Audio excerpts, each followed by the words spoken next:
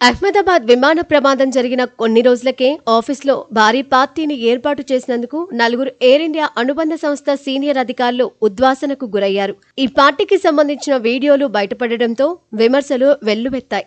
దీంతో తక్షణం జాబ్స్ కు రాజీనామా చేయాలని సంస్థ వారికి తేల్చి చెప్పినట్లు జాతీయ మీడియాలో కథనాలు వెలువడ్డాయి. అయితే ఎయిర్ ఇండియాకు చెందిన airport gateway services provider AISATS లోని నలుగురు ఉన్నతాధికారులు ఆఫీస్లో ఈ పార్టీని ఏర్పాటు చేసినట్లు తెలిసింది. సిబ్బంది ఫుల్గా ఎంజాయ్ చేస్తూ డాన్సులు చేసిన దృశ్యాలు సోషల్ మీడియాలో వైరల్ అయ్యాయి.